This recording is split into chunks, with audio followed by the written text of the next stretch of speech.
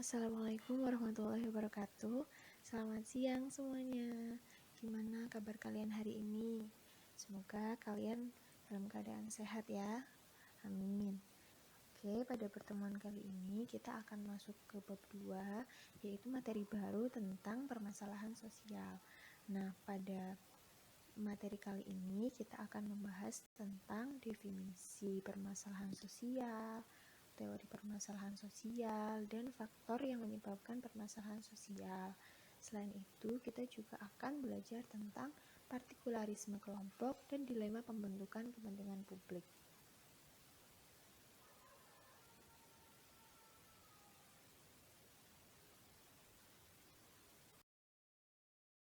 Oke, yang pertama kita akan membahas tentang definisi permasalahan sosial.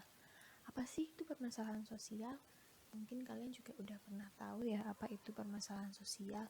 Kalian sudah pernah mendengar tentang permasalahan sosial yang ada di masyarakat. Nah, sebelum itu kita akan bahas dulu apa itu definisi permasalahan sosial. Jadi, istilah masalah sosial itu mengandung dua kata, yaitu masalah dan sosial. Kata sosial sendiri itu mengacu pada masyarakat, hubungan sosial, struktur sosial, dan organisasi sosial. Sedangkan kata masalah mengacu pada kondisi, situasi, atau perilaku yang tidak diinginkan, bertentangan, dan tidak benar, dan keadaan sulit.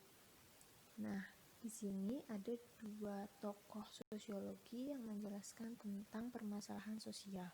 Yang pertama, Suryono Sukanto mengatakan bahwa masalah sosial adalah suatu ketidaksesuaian antara unsur-unsur kebudayaan atau masyarakat yang membahayakan kehidupan kelompok.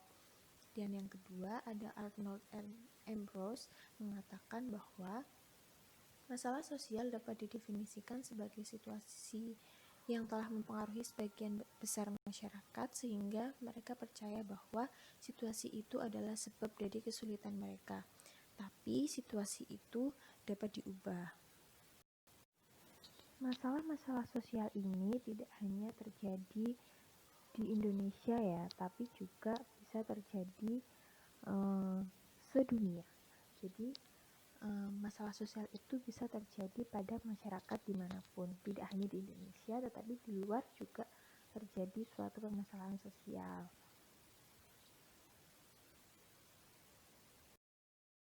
Dari definisi-definisi sebelumnya, kita dapat menyimpulkan bahwa permasalahan sosial adalah suatu kondisi yang dianggap merugikan masyarakat. Masalah sosial yang terjadi di masyarakat dapat menimbulkan kerugian, baik itu kerugian fisik maupun kerugian non-fisik. Kita dapat melihat di sekitar kita mungkin ada masalah sosial yang dapat menimbulkan kerugian fisik, ya misalnya adanya tindak kriminal, kejahatan, perampokan dan sebagainya. Kemudian terdapat dua elemen penting yang berkaitan dengan masalah sosial. Yang pertama ada elemen objektif, yang mana menyangkut dengan keberadaan suatu kondisi sosial. Kondisi sosial disadari melalui pengalaman hidup kita. Misalnya kita bertemu dengan peminta-minta yang kadang itu datang dari rumah ke rumah. Kemudian kita juga bisa melihat dari media, misalnya kita melihat berita tentang kemiskinan, tentang peperangan, atau tentang perdagangan manusia, atau masalah-masalah yang ada di masyarakat yang kita bisa melihat di media sosial. Nah, kondisi sosial secara objektif ini berbahaya bagi masyarakat. Kondisi ini benar-benar nyata dan pernah dialami oleh masyarakat. Kondisi ini juga bersifat universal dan tidak hanya terjadi di Indonesia saja, tetapi juga terjadi di luar negeri. Jadi masalah sosial seperti ini tidak hanya terjadi di sekitar kita aja, tetapi juga terjadi di seluruh dunia, seperti itu. Kemudian yang kedua yaitu elemen subjektif. Masalah sosial yang menyangkut pada keyakinan bahwa kondisi sosial tertentu berbahaya bagi masyarakat dan harus segera diatasi, misalnya suatu kejahatan. Tetapi masalah sosial ini belum tentu dianggap sebagai masalah bagi semua masyarakat. Misalnya ada masyarakat yang menganggap bahwa hal ini termasuk ke dalam masalah sosial, tetapi masyarakat lain menganggap bahwa hal itu bukan termasuk ke dalam masalah sosial. Dari kedua elemen tersebut sudah jelas ya bahwa masalah sosial itu adalah suatu kondisi di mana hal itu dipandang sebagai sesuatu yang berbahaya bagi masyarakat dan harus segera diatasi. Nah, di sini ada 4 yang harus diperhatikan dari definisi masalah sosial. Yang pertama, masalah sosial menunjukkan ada sesuatu yang salah. Hal ini menunjukkan bahwa ada suatu kondisi di masyarakat yang mana hal itu harus segera dievaluasi dan harus dibenarkan. Kenapa? Karena kondisi itu berbahaya dan dapat merugikan masyarakat.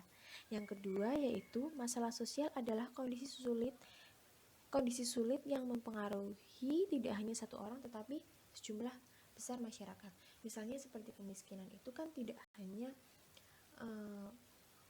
berpengaruh bagi satu orang saja, tetapi bagi masyarakat banyak. Kita bisa melihat ya yang di Jakarta misalnya, di situ ada perkampungan kumuh. Nah, di situ kan menunjukkan bahwa ada permasalahan sosial di situ yang tidak hanya merugikan satu orang, tetapi masyarakat di pemukiman itu. Nah, kemudian yang ketiga, masalah sosial mengandung optimisme untuk dapat diubah. Yang keempat, masalah sosial adalah kondisi yang harus diubah. Untuk itu, kita sebagai masyarakat perlu melakukan sesuatu tindakan yang bisa menyelesaikan permasalahan-permasalahan sosial yang ada di masyarakat. Oke, saya harap kalian sudah paham semua ya apa itu permasalahan sosial. Nah, kali ini kita akan membahas tentang teori permasalahan sosial. Di sini ada 3 teori. Yang pertama teori fungsionalisme, yang kedua teori konflik, dan yang ketiga teori interaksionisme simbolik. Yang pertama kita akan membahas teori fungsionalisme. Menurut teori ini, semua lapisan bagian masyarakat seperti keluarga, sekolah, organisasi, ekonomi, dan sebagainya itu memiliki fungsi masing-masing. Misalnya sekolah. Sekolah itu kan mengajarkan kita tentang pengetahuan. Sedangkan lembaga ekonomi misalnya memberikan pekerjaan bagi masyarakat. Nah, ketika salah satu sistem bagian masyarakat ini tidak berjalan dengan baik, itu dapat menimbulkan suatu permasalahan sosial. Nah, dalam teori ini terdapat 2 pandangan tentang masalah sosial. Yang pertama yaitu patologi sosial atau penyakit sosial. Penyakit ini misalnya seperti kejahatan, kenakalan remaja, kemudian kekerasan. Nah, kenapa bisa terjadi suatu kenakalan remaja? Ini bisa terjadi karena mungkin ada salah satu sistem yang tidak berjalan dengan baik, misalnya keluarga. Misalnya keluarganya karena kurang tegas, keluarganya kurang memberikan edukasi bagaimana sebaiknya kita harus bergaul, bagaimana kita memilih teman bermain. Nah, karena adanya salah satu sistem itu yang tidak berjalan dengan baik, maka menimbulkan suatu permasalahan sosial. Sementara itu, yang kedua ada disorganisasi sosial, di mana masalah sosial terjadi karena adanya perubahan sosial yang cepat.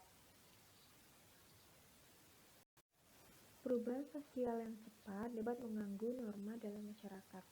Ketika norma melemah dalam masyarakat, masalah sosial seperti pencurian, kekerasan, dan penyalahgunaan narkoba akan merajalela di dalam masyarakat. Masalah ini dapat diatasi dengan memperlambat gerakan perubahan sosial dan memperkuat norma sosial yang ada di masyarakat. Selanjutnya, yang kedua adalah teori konflik. Menurut teori konflik, masalah sosial itu timbul karena adanya berbagai macam konflik sosial. Misalnya, konflik antar kelas, konflik antar ras, konflik gender.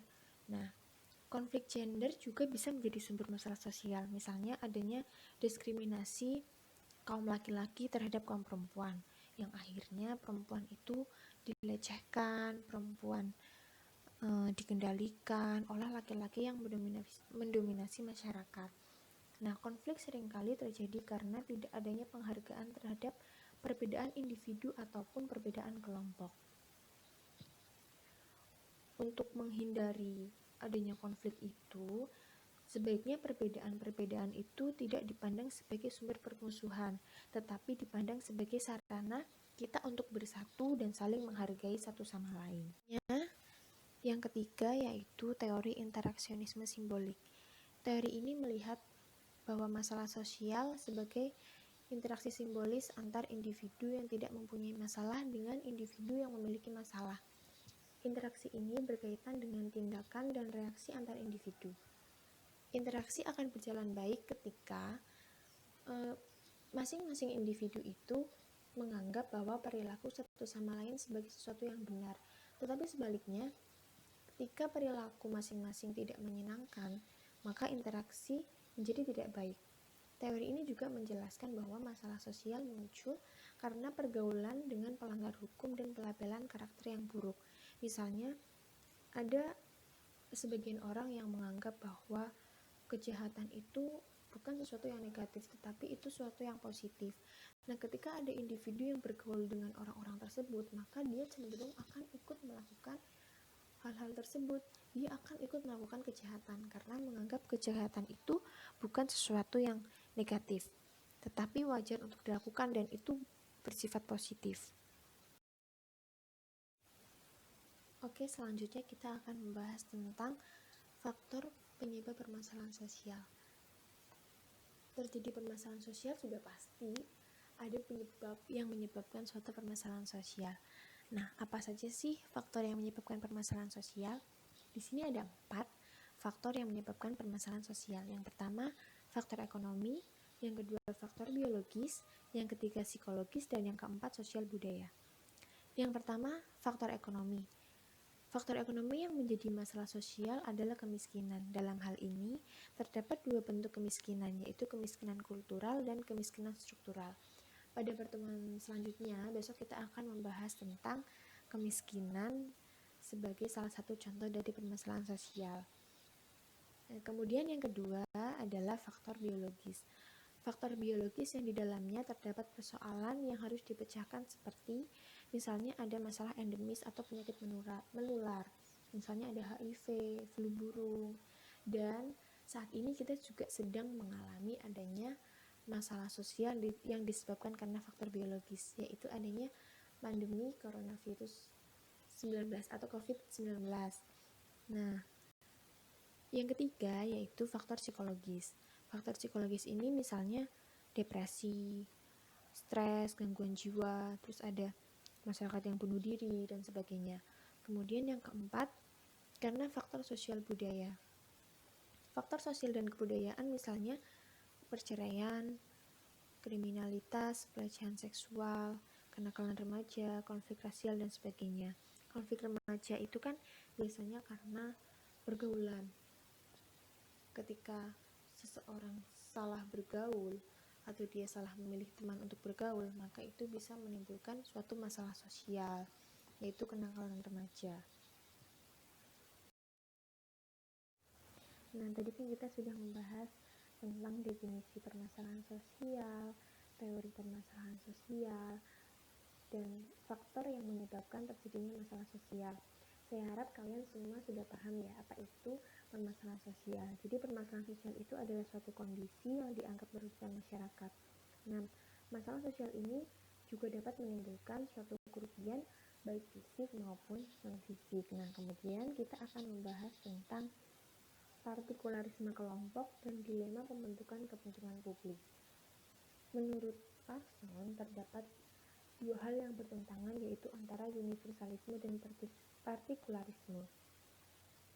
Dalam suatu situasi, seseorang menilai dan melakukan tindakan berdasarkan kriteria umum atau universalisme, atau berdasarkan kedekatan dengan subjek atau partikularisme.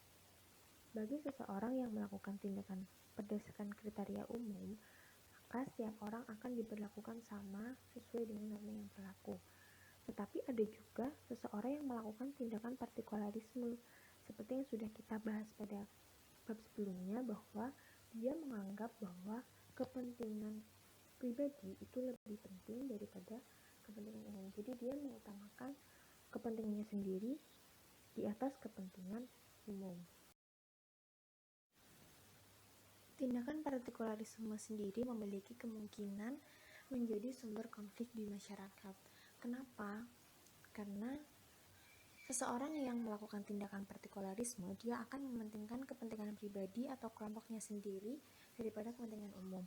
Seperti yang sudah kita tahu, kita kemarin kan sudah belajar ya tentang partikularisme. Contohnya itu ketika ada seorang manajer yang dia hanya mau menerima karyawannya yang berasal dari daerah yang sama, tapi dia tidak mau menerima karyawan dari daerah lain. Hal ini bisa memicu terjadinya suatu konflik karena terjadi kecemburuan antar karyawannya, seperti itu. Kemudian kita akan membahas tentang kepentingan publik. Menurut Suryono Sukanto, publik adalah suatu kelompok yang tidak menjadi satu kesatuan. Nah, karena sifatnya yang bukan menjadi satu kesatuan, menjadikan publik memiliki berbagai karakter beragam. Ada 3 bentuk kelompok. Yang pertama yaitu kelompok pasif. Kelompok pasif yaitu kelompok yang memiliki minat terhadap sesuatu, tapi dia belum menentukan pendiriannya terhadap sesuatu persoalan. Kelompok ini secara kuantitas lebih besar daripada kelompok lain. Kemudian yang kedua yaitu kelompok vested interest, yaitu kelompok yang terdiri dari kumpulan orang yang memiliki kedudukan tertentu di dalam masyarakat. Dan biasanya kelompok ini bersikap mendukung kebijakan penguasa karena untuk kepentingan statusnya sendiri. Kemudian yang ketiga yaitu ada kelompok newcomer, yaitu kelompok yang terdiri dari golongan menengah yang rata-rata ingin memperjuangkan kepentingannya dan berusaha merebut kekuasaan tertinggi di masyarakat. Nah, dari berbagai karakter kelompok masyarakat tadi, jelas bahwa membangun kepentingan publik sangat beragam. Karena masing-masing dari masyarakat atau kelompok tadi itu memiliki cara pandang, nilai, norma, dan kepentingan yang berbeda. Kepentingan publik adalah segala sesuatu yang diperuntukkan bagi upaya pemenuhan kebutuhan orang banyak atau masyarakat secara umum. Misalnya ya, kita bisa tahu bahwa Indonesia itu memiliki banyak sekali suku, bangsa, dan budaya yang sangat beragam. Untuk memenuhi kepentingan publik, yaitu bersatunya seluruh Indonesia, maka ada yang namanya Sumpah Pemuda, sehingga tidak ada salah satu suku atau bangsa yang diunggulkan, tetapi seluruh rakyat Indonesia itu bersatu tanpa mementingkan salah satu suku dan bangsa yang ada di Indonesia. Cukup sekian materi yang bisa saya sampaikan pada pertemuan hari ini. Mungkin kalau nanti kalian ada yang belum paham, kalian boleh cari materi tambahan melalui internet, atau kalian juga bisa langsung tanya melalui kolom komentar atau PC saya atau di grup kelas saja. Terima kasih atas perhatiannya. Kurang lebihnya mohon maaf. Wassalamualaikum warahmatullahi wabarakatuh.